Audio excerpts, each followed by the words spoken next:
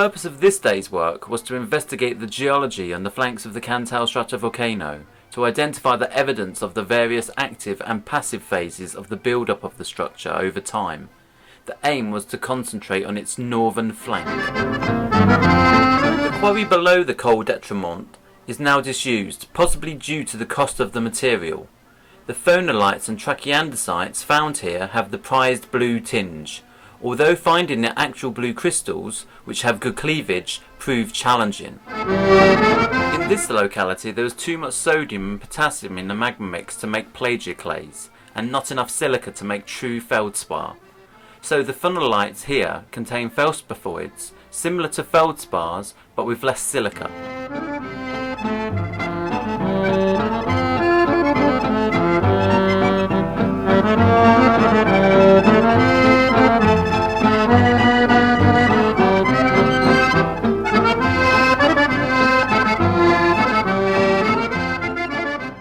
The roadside exposure in this location between Sainte Anastasia and Allanche showed both horizontal and vertical cooling joints in early basalts, deposited some 12 million years ago, part of the infra-Cantal basalts.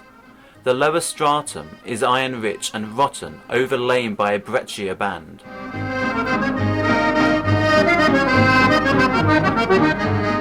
These iron-rich sands are visible along the road, so the feature stretches for some distance. Between the red sands and the whiter material, where the lava has become quite rubbly, is a chilled margin about 50 to 75 centimeters thick. Above the igneous material there is a paleosol.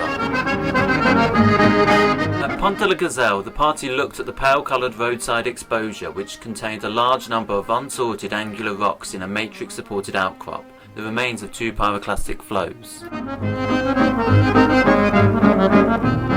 The footpath took the group to the ruins of the chateau on top of the volcanic plug at Apchon.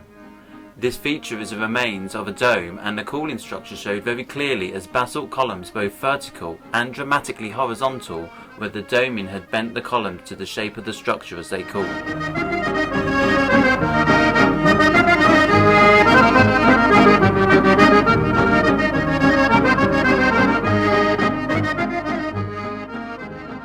The field party took the time to absorb the dramatic beauty of the site, its location and context within the landscape, which gives this site a unique sense of place.